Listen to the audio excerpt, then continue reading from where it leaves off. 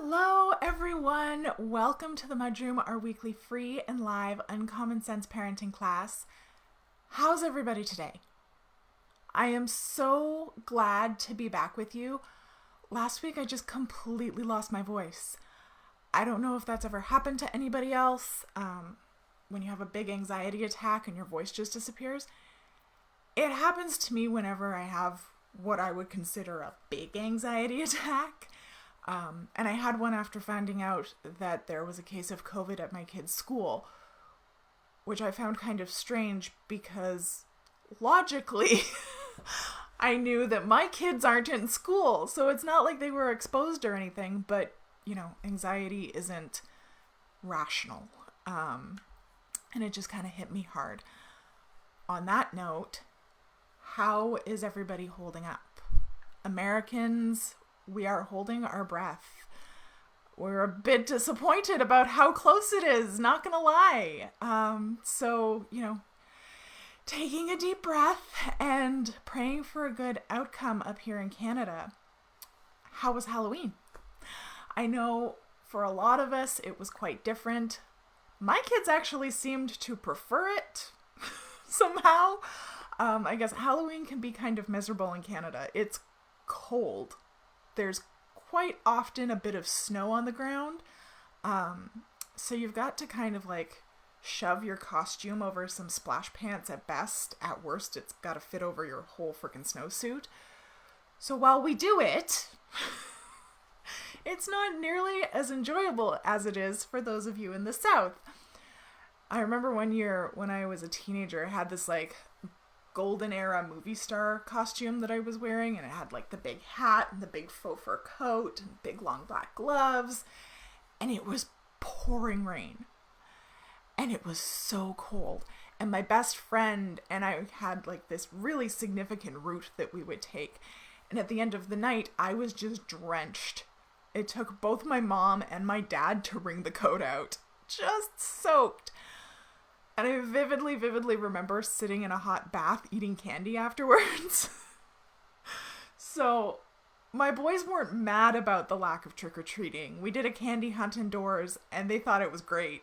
No snow, no cold. We just get to stay inside in our PJs under our costumes with bare feet. Heck yes! So here was a hit, that's for sure. Alrighty. Just making sure that things are working here. Yes. Okay. So before we get into our content today, allow me to introduce myself. Hi, I'm Allana Robinson. I'm a parenting coach for parents of toddlers, preschoolers, and kindergartners, and I help you understand why your children are misbehaving and how to fix it without yelling, shaming, or timeouts. I'm your host here on the MudRoom. I'm the host of the Parenting Posse Facebook group, and I'm the creator of the Parentability program where I help you raise well-behaved kids of your own. If you're watching, and I can see y'all watching, say hi. Let me know how you're doing. If you're watching a replay, drop me a replay in the comments. And don't forget to like and subscribe so that you never miss a class.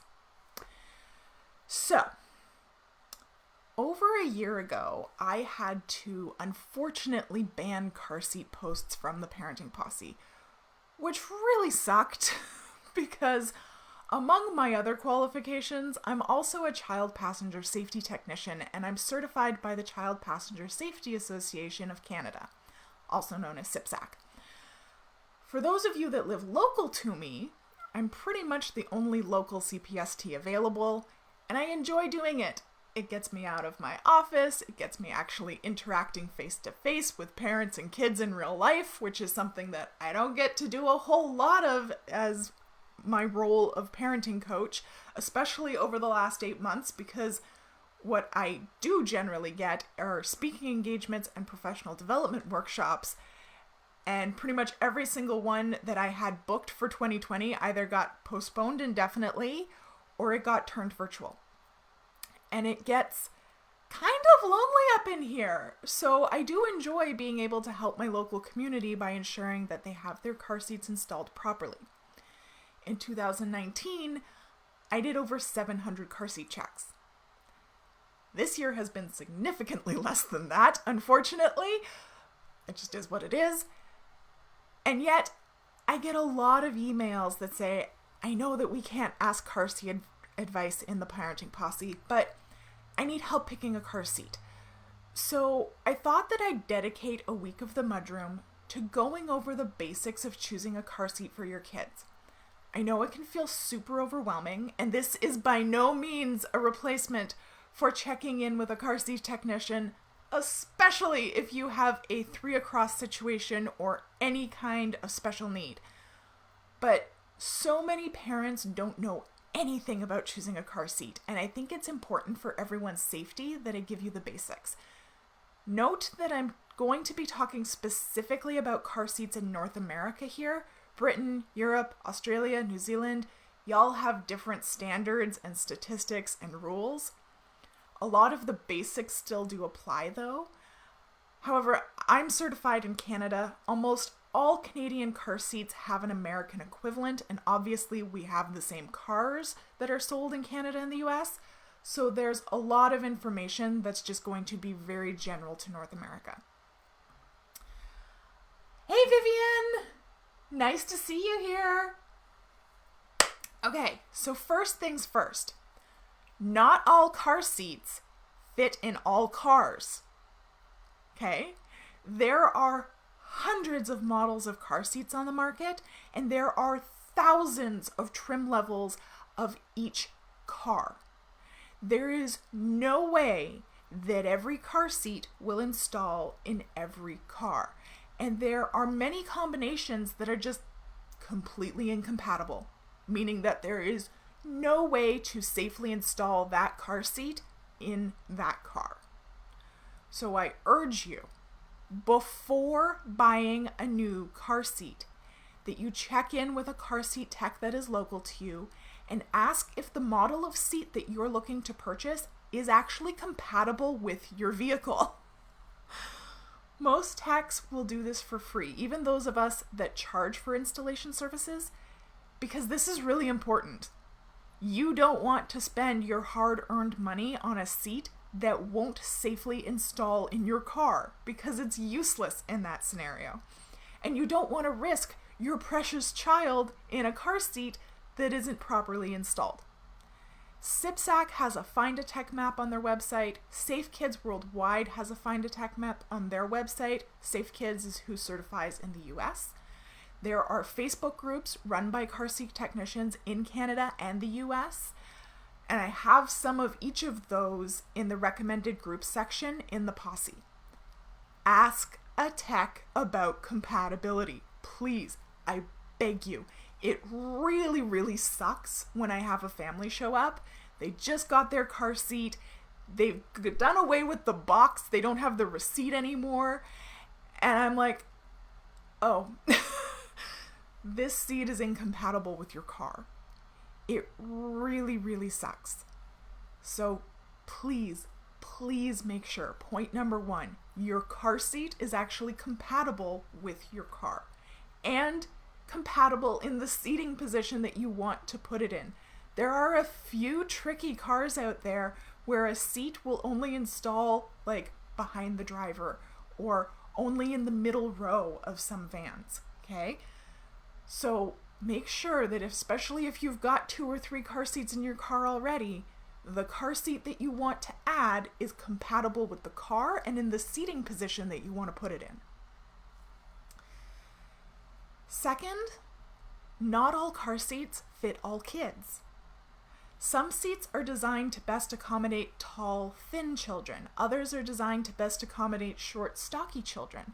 Some are better all-rounders. Another thing that really sucks as a tech is when a family shows up with a child that they've bought a seat for that I can tell, based on their child's height and weight, is not going to fit this seat for very long, or that they've already outgrown it. This is especially important if your child lands in that 80th to 100th percentile height or weight range. You're going to need high limits to get the most use out of that seat and to keep them as safe as they can be for as long as they can be. As a tech, I've had hands on every single car seat that's available on the market. I may not have installed all of them, But techs tend to kind of be nerds, so we tend to go hang out in the car seat aisle when we're in Walmart or Toys R Us or Bye Bye Baby, whenever we're there, just to, check the seats out. And we're pretty tight-knit community. We all talk. So we get a pretty good idea of which seats will fit which shape of kid best. Ask us. Do not buy a seat based off of its color or because it's on sale unless you know that that seat is actually going to fit your child. Now. Not in 2 years, not when they're ready to booster, now. Third, price has nothing to do with safety. And this one shocks a lot of parents because we're pretty used to in North America, price equaling quality. In North America, whether you're in Canada or the US though, there are no degrees of safety, okay? Both the American standard and the Canadian standard are a pass-fail system. That means that your $70 Costco Next is just as safe as your $600 Kleck Fünf. And in fact, for a good 6 months, I had my oldest in a Kleck Fünf and I had my youngest in a Costco Next right beside him. It wasn't because I loved my oldest more. Those are just the seats that fit my kids and their needs best at that particular time. There are no grades in safety testing.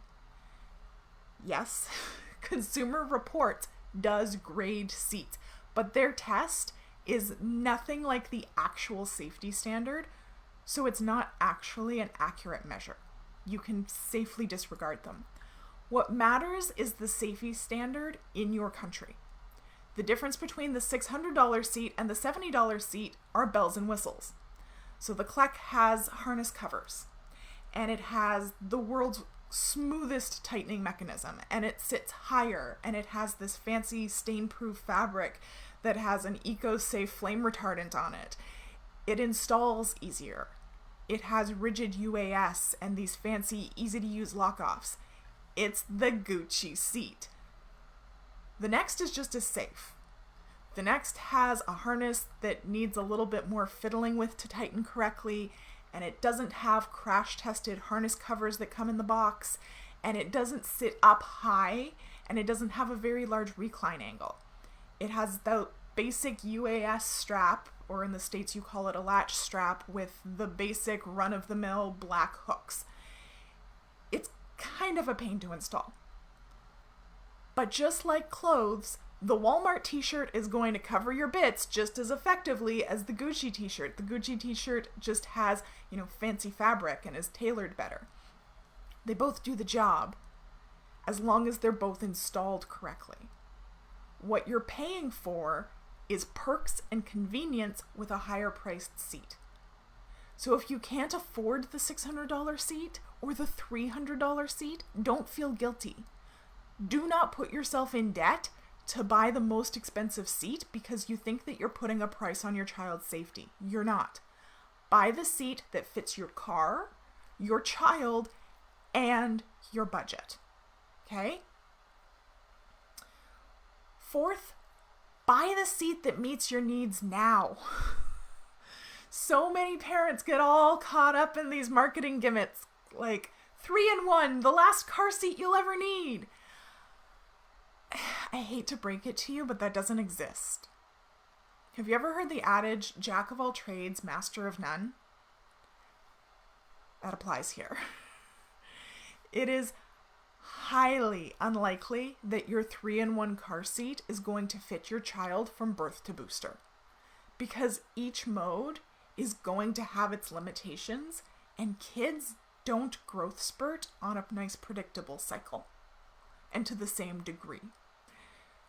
Usually they fit a child quite well rear-facing, but then most likely they have somewhat low forward-facing limits, and by the time the harness is outgrown forward-facing, they've generally also outgrown the booster, because the belt guide doesn't actually go any higher than the harness did.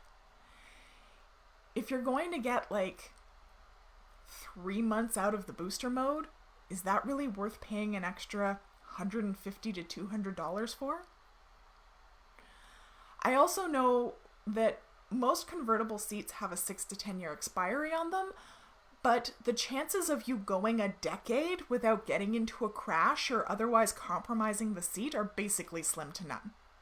Not to mention, have you seen how gross car seats get? After 3 years, they're disgusting. Even if you've been, really diligent about their maintenance and following the manufacturer directions for cleaning them, they get gross. There's some parts you just can't reach. So while it sounds nice to only buy one car seat for your kids, I can almost guarantee that it will not be the last car seat that you buy, which means you're paying a premium for features that you're never going to use.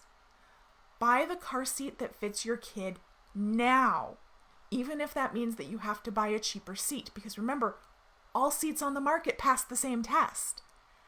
As the stages go up from rear facing only to convertible to combination to high back booster to low back booster, the price goes down.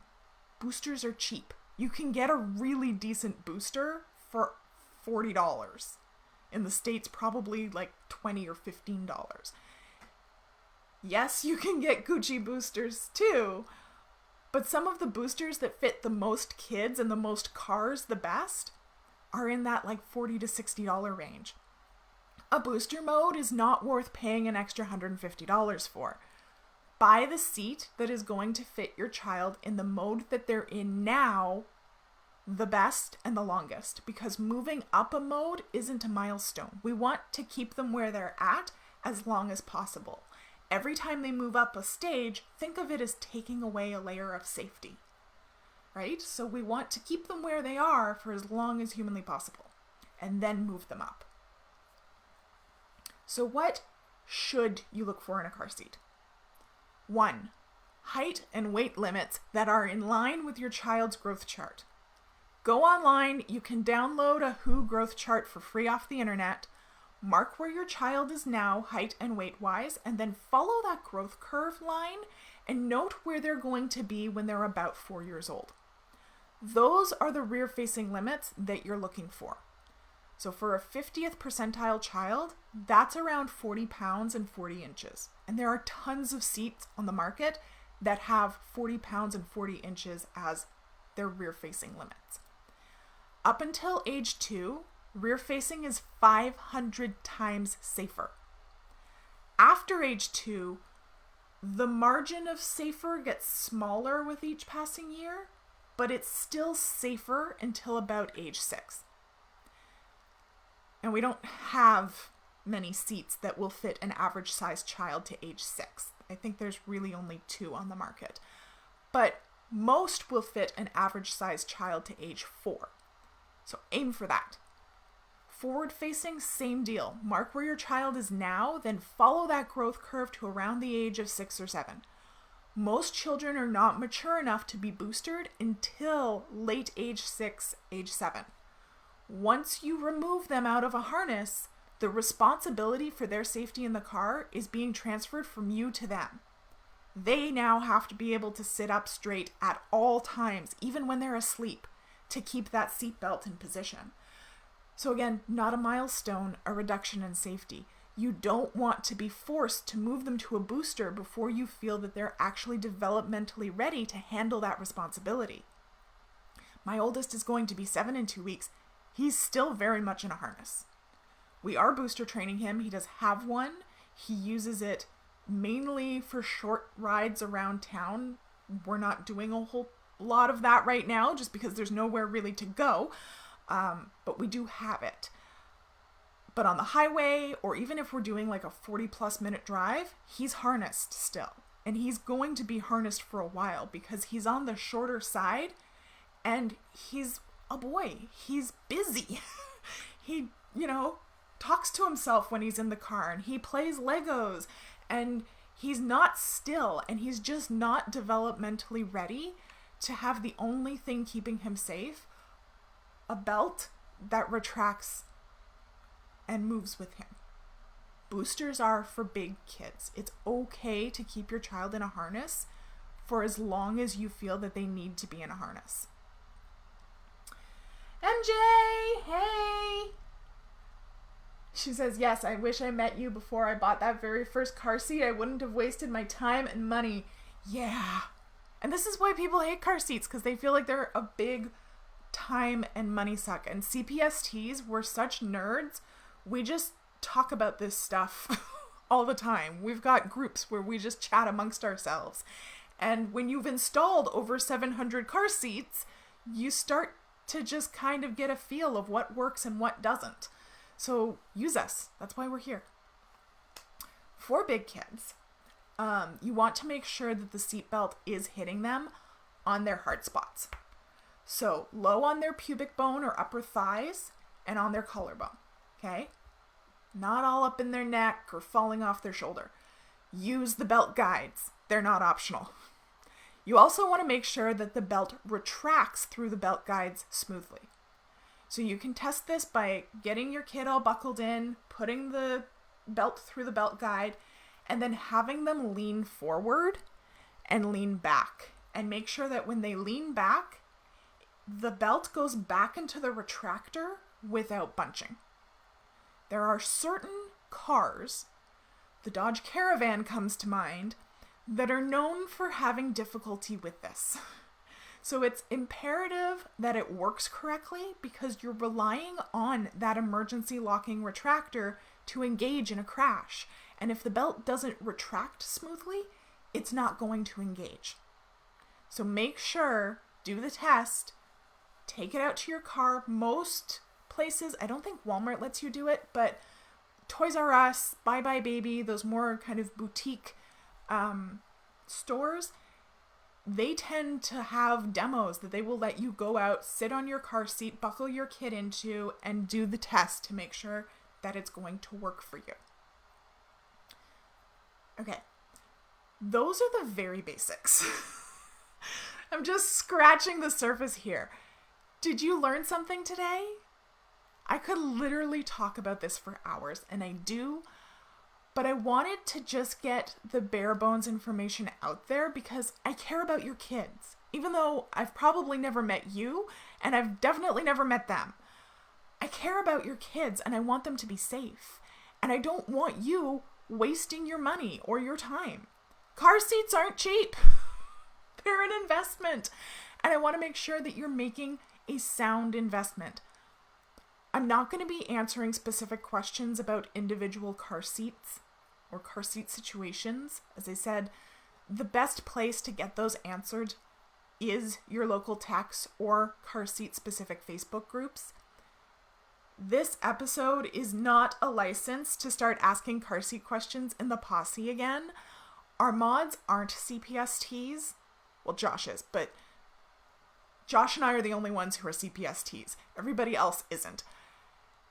But I wanted to put a bee in your bonnet and get that info out there because I know how confusing car seats can be. And I want you going to your local techs with the basics under your belt already. I also know that Black Friday is coming up and a lot of seats are going to be on sale. So if buying a car seat is in your future, if you're looking at Black Friday as an opportunity to save some money on your next car seat, check these things out ahead of time. Black Friday is always kind of crazy for me because I've got people being like, hey, does this seat fit in this car? And hey, this are my kid's stats. Can you tell me a good car seat? Don't bombard your CPSDs on Black Friday. Check these things out ahead of time. I had a family come to me just last week, actually, and after talking to Mom, I realized that the seat that they bought on Prime Day was already outgrown by their daughter. And they had, just received it. And when I told Mom that, she was like, we were going to buy a Harmony Defender, but the pink one was out of stock, and this one was pink, so I got it instead. And that just sucks. It's just wasting money. Do your due diligence ahead of time. Please. All right. So I hope that was helpful. Thank you for being here with me today. I'm going to see you next week for another Uncommon Sense parenting class.